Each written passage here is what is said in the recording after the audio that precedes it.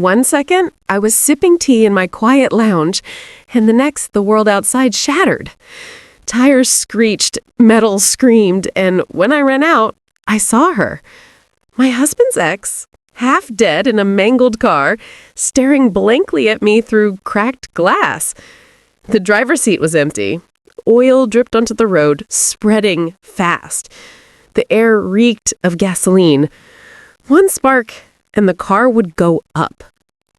I should have called for help, but something stopped me. Because what terrified me most wasn't her bleeding face. It was the look of guilt in my husband's eyes when he appeared behind me, whispering, "It wasn't supposed to happen like this." For a few seconds, I couldn't breathe. The smell of burning oil filled the air, thick and sour. Flames clawed at the car's hood, licking toward the windshield, where Rhea's face was pressed. Her eyelids fluttered just once before her head dropped to the side. And Ethan, my husband, just stood there. He didn't move, didn't shout, didn't even blink. Just that one line, "It wasn't supposed to happen like this." Those words burned into me harder than the fire in front of us. When the car finally exploded, I remember the shockwave pushing me backward, the heat searing my skin. I hit the ground, gasping. Ethan grabbed my arm, pulled me up, and yelled, "We have to go inside." Inside. That's all he said. Not, "Call 911, not, "Help her," not, "What the hell just happened?" Just, inside. We didn't speak for hours. The house felt colder than it should have been, like the air itself was holding its breath.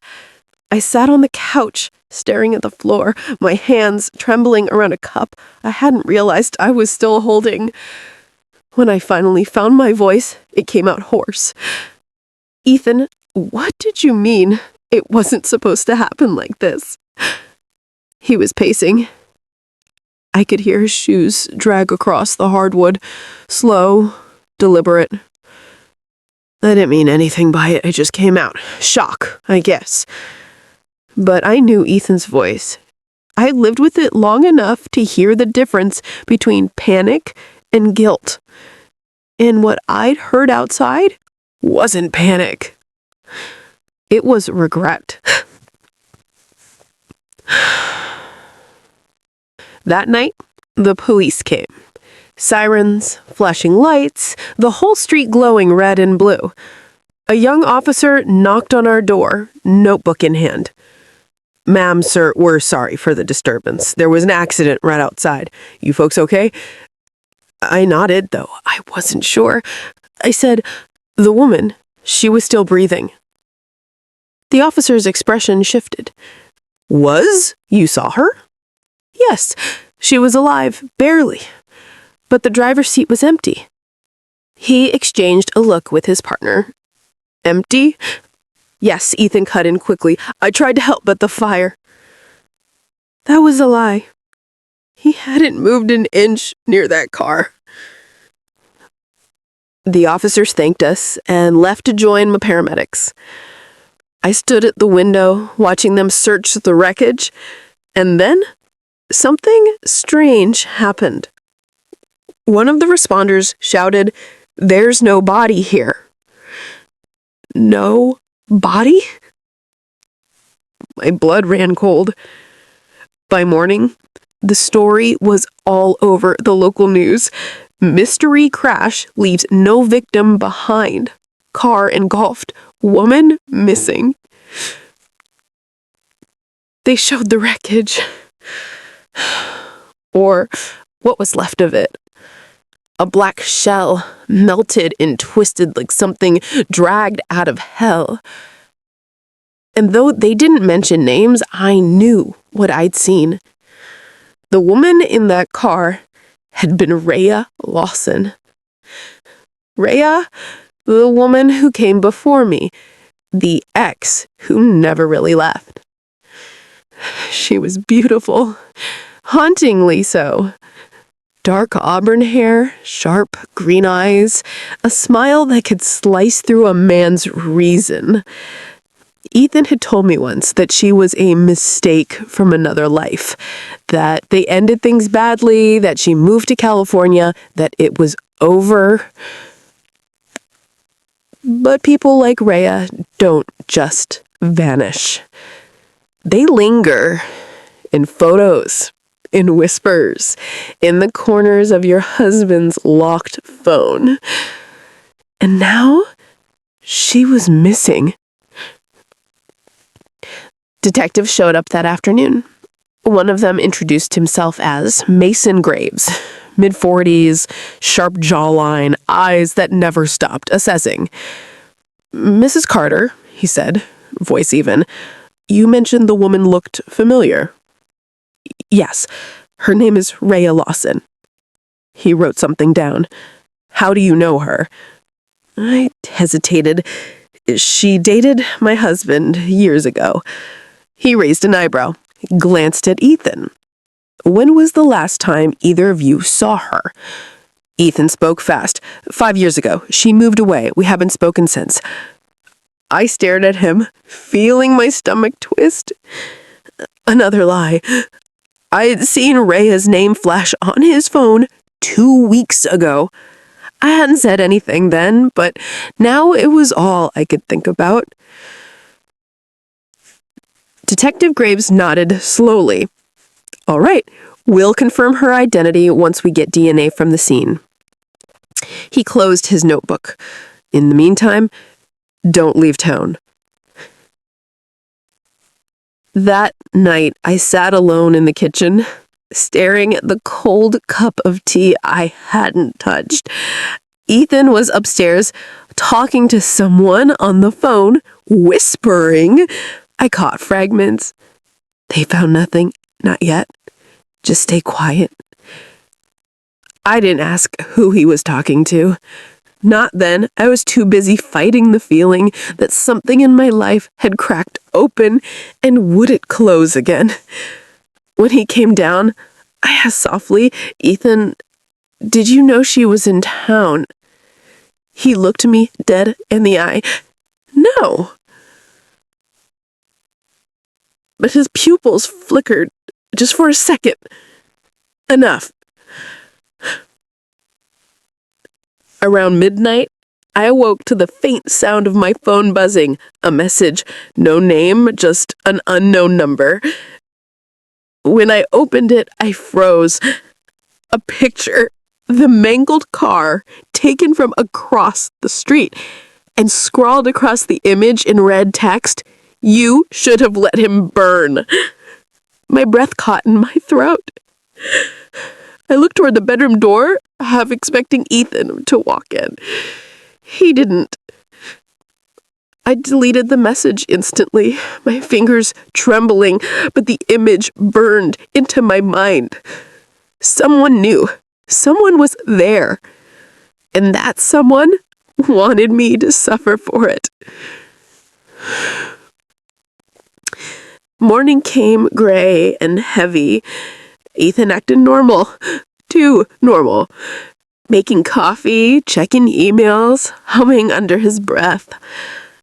I watched him from across the counter. The same man who once kissed my forehead goodnight now looked like a stranger wearing my husband's skin. "Did you sleep?" he asked casually. "Barely," I said. He smiled. "You worry too much, May. The police will handle it." Yeah, the police, because trusting the police always goes well in stories like these.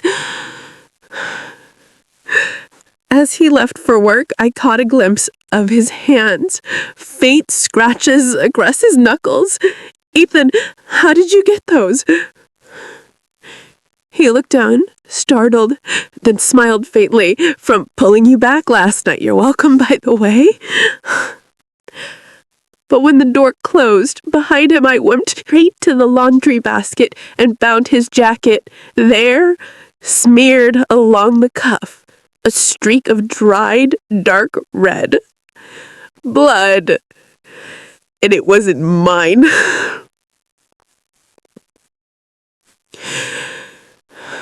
That's when I realized the real mystery wasn't the woman outside my house.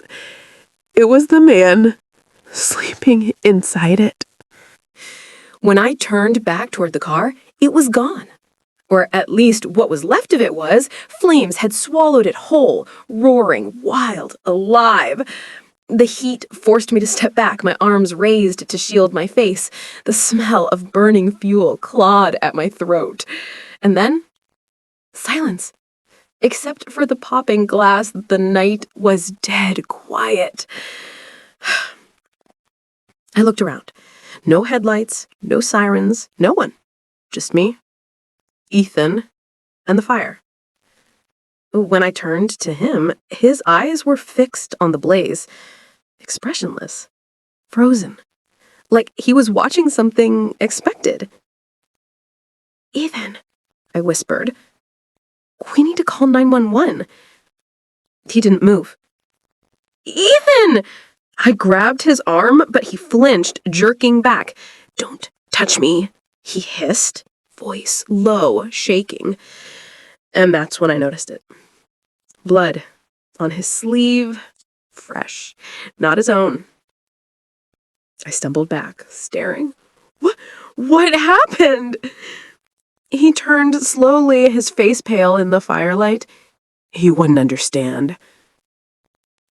"Wouldn't understand what? That your ex just crashed outside our house? That she's lying in a burning tar? That you're covered in her blood?" I didn't say it, but my silence screamed louder than my words. By the time the sirens appeared on the horizon, Ethan had walked off, toward the woods behind our house. Just like that. No explanation, no fear. He didn't even look back. The next day, the smell of smoke lingered. Our street was blocked off with yellow tape, neighbors whispering over fences, police moving in slow, heavy patterns. I sat on the porch, wrapped in a blanket, still in last night's clothes. The officer asked the same questions again and again. Where I was, what I saw, who I called. They hadn't found a body. Not Rhea's, not anyone's. "The car burned too hot," the officer said. "We'll need time to determine if anyone was inside when it ignited." "But I saw her. I saw her slumped over, barely breathing. How could she vanish?" That words stayed with me. Vanish. Like she'd never been there at all. That night, Ethan didn't come home. No calls, no texts, just silence. I sat at the dining table watching the clock tick past midnight, my tea untouched. Every shadow in the house felt alive, whispering, moving, waiting. Then the phone rang. Unknown number. "Maya Carter, this is Detective Hale with the county police. We've identified the vehicle from last night." My breath caught. "And the victim?" "That's the strange part," she said. "We have confirmation the car belongs to a woman named Rhea Lassen, but there's no record of her in any hospital, morgue, or report. It's like she disappeared before we arrived." "I saw her. I saw her bleeding. I believe you," the detective said quietly, "which is why I need to ask. You said your husband was there too?" "Yes." "Where's he now?" I looked at the empty hallway, the untouched coat rack, his phone still on the counter.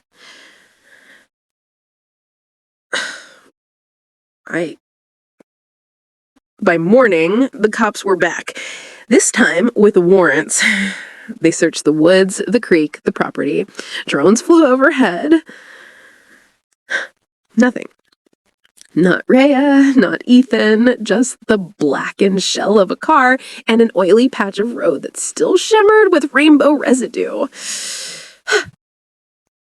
And then the envelope arrived. It arrived around noon. No stamp, no address, just my name scrawled in sharp ink. Inside, A single photo.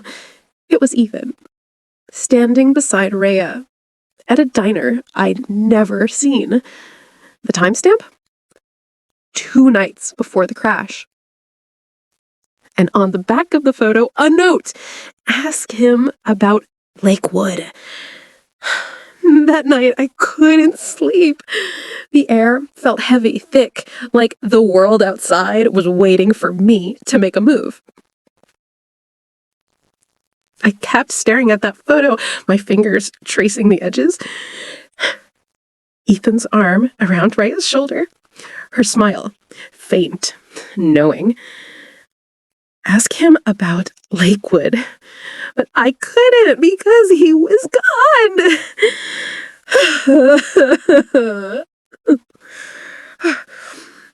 I poured another cup of tea, though my hand shook too much to drink it.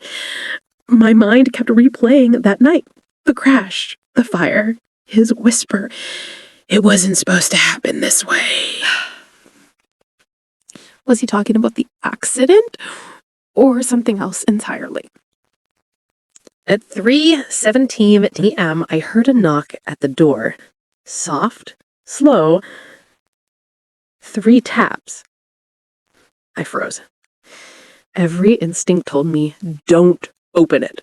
But something made me move. When I pulled the curtain aside, there was no one on the porch, just the wind and the rain starting to fall. But on the welcome mat, a phone. Ethan's phone. The screen flickered to life as I picked it up. One new message. From an unknown number. She's not dead. Don't trust him. I dropped the phone, my knees gave out, hands gripping the floor. Who sent that? Who knew I'd find it? And more importantly, who wasn't dead? Rhea or Ethan? The message repeated in my mind like a broken record. She's not dead. Don't trust him. I looked up at the window, and for the briefest second, I saw it. A reflection. A figure standing at the tree line, watching the house. And just before the lightning flashed, I could have sworn it was her, Rhea, alive, watching me. By dawn, the storm had passed, but I hadn't slept. The phone sat on the table, screen cracked, message still glowing like a wound. She's not dead. Don't trust him. Who sent it? How did Ethan's phone end up on my doorstep? Every possible answer led to one word scrawled on the back of that photo. Lakewood. Lakewood. The name sounded familiar, like a whisper I'd heard before but couldn't place. So, after hours of pacing and second-guessing, I finally did what I hadn't done since the accident. I left the house. The road to Lakewood was long, winding, and empty. Pines lined both sides, their branches flick with rain. My reflection in the window looked older, haunted. Halfway there, my phone buzzed. Unknown number. I didn't answer. I couldn't. My pulse was already too fast. The GPS guided me to an old lakeside property. Abandoned, gray, silent. The sign read, Lakewood Cabins, closed for season. But one cabin had its lights on. I pushed open the door, heart hammering. The air smelled of dust, gasoline, and perfume, a scent I remembered instantly. Rhea's, that same vanilla note Ethan once said lingered on his old jackets. The cabin looked lived in. Clothes, an open suitcase, a half-empty bottle of wine on the table. But there was something else. Photos, pinned to the wall, of me. Different angles, different days, leaving the grocery store, walking the dog, sitting on the porch. Each one dated, each one marked with a red pen, and in the middle, one large photo. Ethan and me, taken last Christmas, a red X slashed across his face. I stumbled back, bile rising in my throat. Someone had been watching me. Not for days, but for months. Then I heard it. A soft shuffle behind me. I spun around, pulse spiking, but there was no one, just shadows and the steady creak of the floor. Until I saw it. A phone on the counter, recording light blinking red. Someone had been watching live. I lunged forward, grabbed it, but before I could hit stop, the screen flickered and a voice came through. Maya. A voice, faint, but clear. It was her. Stop looking. You'll only make it worse. Rhea. Silence. Then static. The feed cut off. I ran outside, rain hitting my face like needles. I scanned the woods, the road, the lake. Nothing. But when I turned back to the cabin, there was movement in the window. Just a flicker, like someone stepping out of sight. I jumped into my car, slammed the door, locked it, and drove, hard. My breath fogged the glass. My hands were shaking so badly I could barely grip the wheel. Every turn of the road felt like someone was behind me. Every flash of light felt like headlights in the mirror. But there was no one. At least, not that I could see. Back home, I tried to call Detective Hale, but the line went straight to voicemail. I left a message anyway, about the cabin, the photos, the recording. I didn't mention the voice, or the perfume, or how I nearly lost control of the car halfway back, because even saying it out loud made it sound insane. And that's when I noticed the house. The back door was open, just a few inches. I grabbed the nearest thing, a kitchen knife, and crept forward. My own footsteps echoed in the dark hallway. The wind blew in through the open door, rattling the blinds. Then I saw it on the floor. A wet footprint. Smaller than mine. And next to it, another photo. Rhea. Again, but this time she wasn't in pain or smiling. She was standing in the woods behind my house. I dropped the knife. That same perfume hit again. Faint, floral, mocking. I turned toward the living room, and there she was. Rhea, alive. Standing in my house, soaked from the rain, eyes wide and unblinking. Her voice was calm, too calm. Stop digging, Maya. I froze. You're supposed to be dead, she said, tilting her head. That's what Ethan wanted you to think. My blood ran cold. What do you mean? She took a step closer, her wet shoes squeaking on the floor. He staged it. The crash. The fire. He wanted to disappear. I was never supposed to survive. I could barely breathe. Why? Because he was stealing from people. Dangerous people. And when I found out, he tried to kill me. Now he's doing it again. Through you. My mind spun. I wanted to scream, to run, to wake up. But before I could react, a noise came from outside. A car engine starting. Rhea's eyes darted to the window. He's here, she whispered. I turned. Headlights flashed through the curtains. Ethan's car. I looked back to Rhea, but she was gone. Just like that. Vanished. Again. The front door burst open, wind flooding the room. Ethan stood there, drenched, pale, his gaze darting everywhere. Maya, he said, voice shaking. You have to trust me. My throat tightened. You lied. About her. About everything. It's not what you think. Then what is it? He hesitated, breathing hard. If she's alive, You're both in danger. She's not who you think she is. Neither are you, I said quietly. And then, through the rain, I heard it again. That same static hum from the cabin feed. A small red light blinked in the corner of the living room. We weren't alone. Someone was still watching. That tiny red light blinked from the corner of the living room.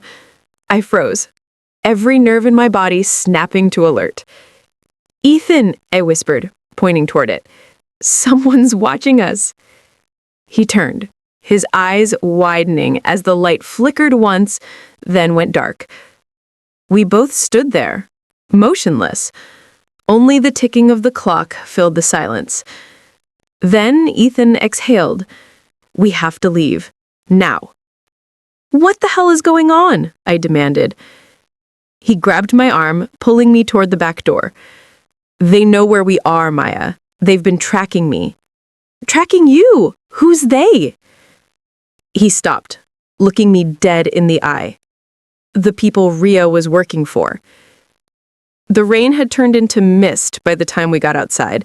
The night was thick with fog, and our driveway looked like a silver river under the porch light. Ethan's car was running, headlights on, trunk half open. He shoved a duffel bag inside.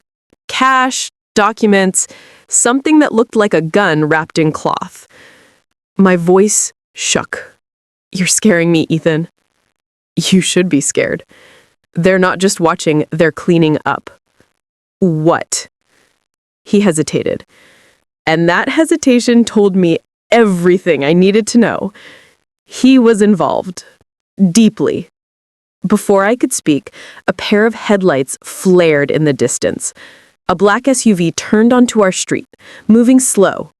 Too slow. Ethan's voice dropped to a whisper. "Get in the car." But something in me, call it instinct or sheer defiance, refused to move. "No, not until you tell me the truth." He clenched his jaw, eyes darting to the SUV. "Fine. You want the truth? Ria wasn't just my ex, she was my partner." "In what?" "Financial security breaches, corporate espionage. We stole data, millions worth, from people who'd kill to get it back." "You what?" "And when she got greedy, she threatened to expose me. I tried to stop her, but someone else got there first." "Then what was the crash?" "It was supposed to look like an accident. Someone trying to tie up loose ends." The SUV stopped at the end of the driveway. Its lights dimmed, then shut off completely. Ethan's voice turned urgent. "We have to go, Maya." "Where?" "Somewhere safe. Somewhere they can't find us." I stepped back. "You mean Lakewood? Because that didn't exactly scream safe." He blinked. "You went there?" "I found her stuff there and photos of me." He swore under his breath. "Then they already have your data. Damn it." Before I could respond, the SUV's door opened. Two men stepped out, dressed in black.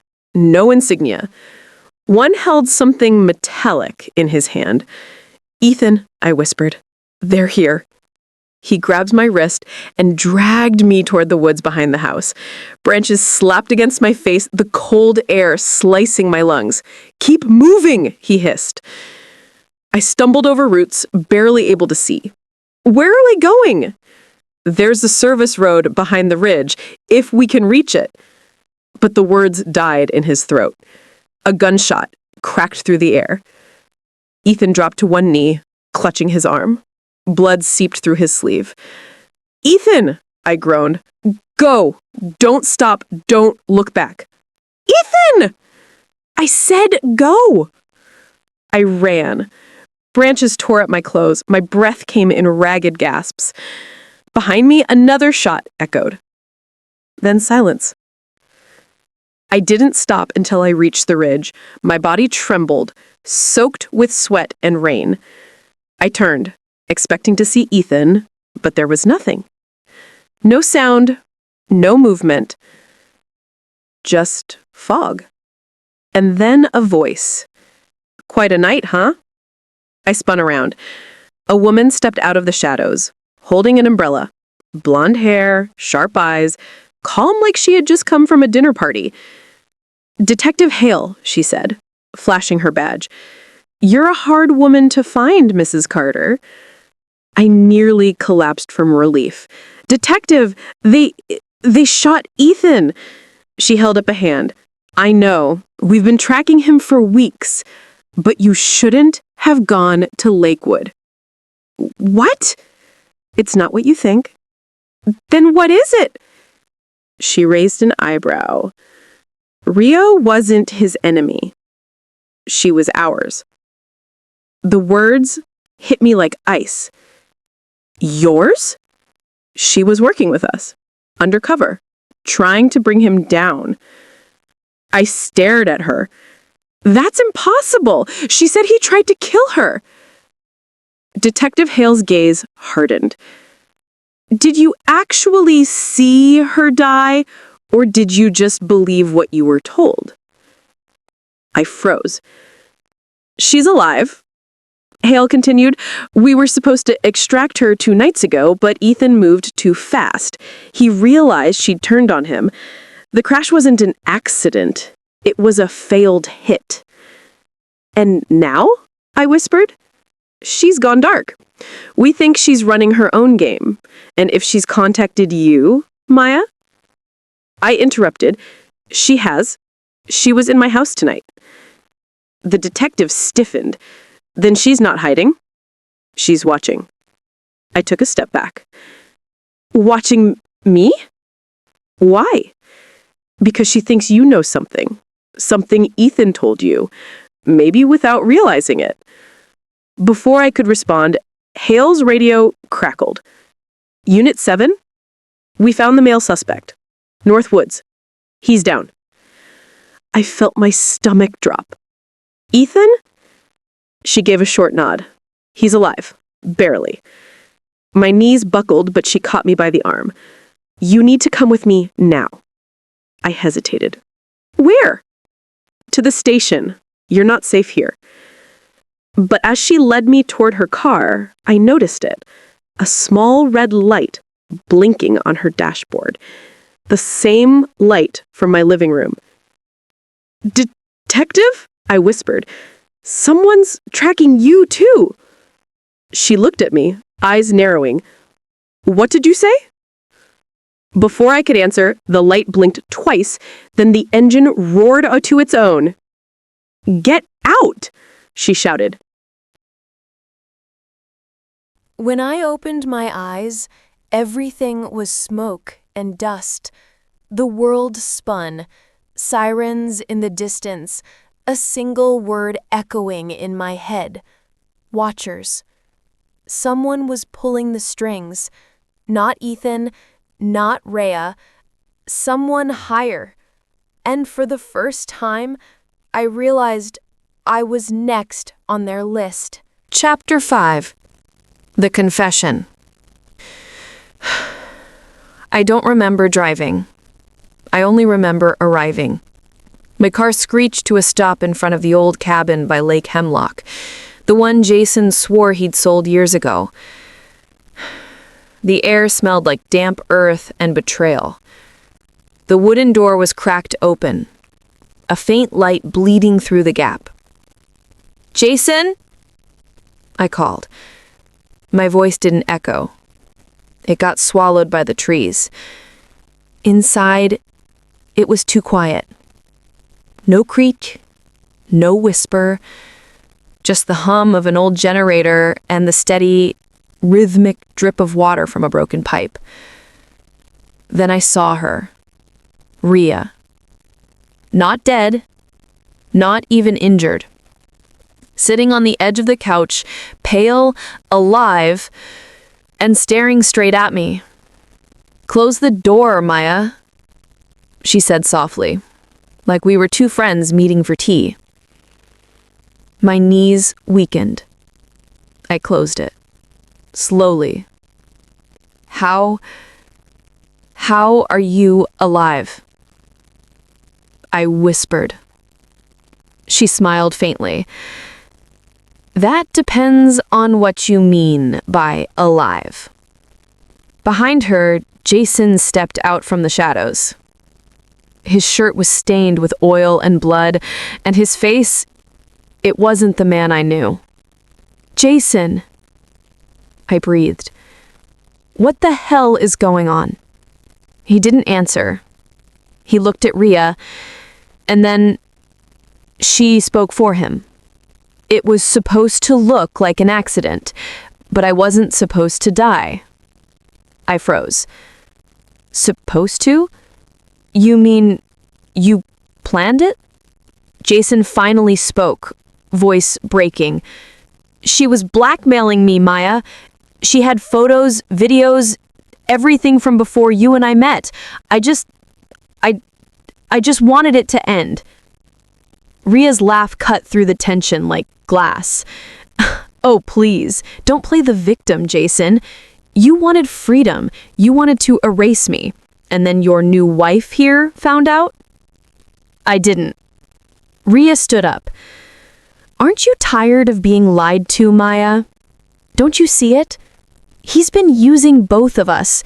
You think he married you out of love? He needed a distraction, a cover. Jason slammed his hand against the wall. Stop twisting this, Rhea. It all collided inside my head. The fake reports, the vanishing body, the mysterious text. None of it made sense until now. You both set me up, didn't you? Jason's face softened, guilt crawling up his expression. Maya, please. I didn't want you in this. Then why? My voice cracked. Why involve me at all? Rhea moved closer, her heels echoing on the wood floor. Because you were the only one who could make it believable. The good wife, the perfect alibi. And guess what? You did great. She smirked. Something inside me snapped. You're insane, I hissed. Jason shouted, Rhea, stop it! But she kept talking. He wanted me gone, but he couldn't do it alone. You helped him, Maya. You just didn't know it.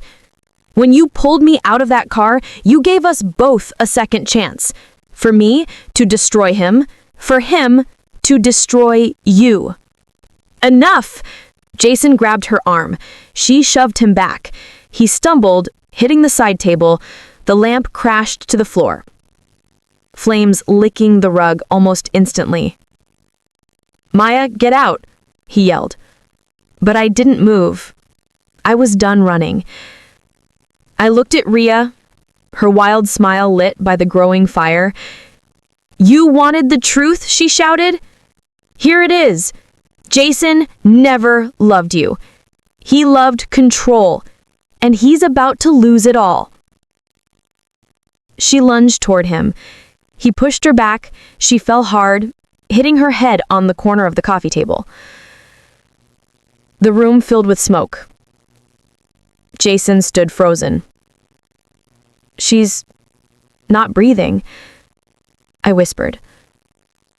He stared at her, trembling. Maya, please, help me. For a moment, everything went still. Then I said, it wasn't supposed to happen this way. He looked at me. Realization dawning too late. I stepped back, toward the door, as the fire spread across the floorboards. Jason tried to move, but part of the beam crashed between us. Maya! He screamed. I turned, walked out, never looked back. Outside, the sirens wailed again. Just like that night, only this time I didn't run toward them. I kept walking until the cabin behind me became aglow against the tree line. Sometimes when I close my eyes, I still hear his whisper, "It wasn't supposed to happen like this." But maybe it was. Maybe it always was. Because when you live your life built on lies, truth is the most dangerous fire of all.